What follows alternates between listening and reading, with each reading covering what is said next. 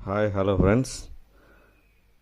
మా ఫ్రెండ్ వాళ్ళ చేనులో ఎండ్రకాయలు పట్టేటోళ్ళు వచ్చి ఎండ్రకాయలు పట్టుకుంటా ఉన్నారంట. పట్టుకుంటా ఉంటే వీళ్ళు చూసి మాకు కొన్ని ఇవ్వండి అని ఒక 2 కేజీల వరకు డబ్బులు ఇచ్చి కొనుక్కున్నారంట.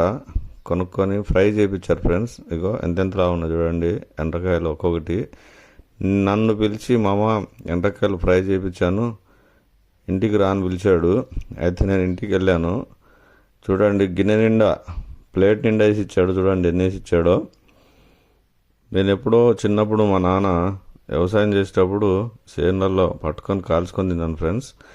తర్వాత ఇక సముద్రం అయితే ఎప్పుడన్నా వైజాగ్ పోయినప్పుడు కానీ మచిలీపట్నం పోయినప్పుడు కానీ కొనుక్కొచ్చుకొని వండిపించుకున్నాము. కానీ ఇవి నాటు ఎండ్రకాయలు ఫ్రెండ్స్. చూడండి ఎంతలా ఉన్నాయో, పెద్ద పెద్దవి. ఇక చూడండి ఎంత సైజు ఉన్నాయో.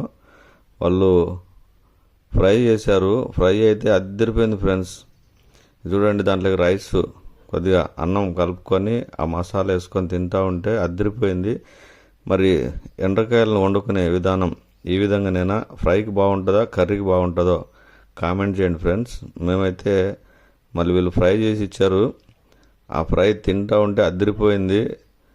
కాకుంటే ఆ ఎండ్రకాయలు కొరికేటప్పుడు మాత్రం కొద్దిగా చాలా గట్టిగా ఉన్నాయి. అయినా కూడా టేస్ట్ మాత్రం అద్దరిపోయింది ఫ్రెండ్స్.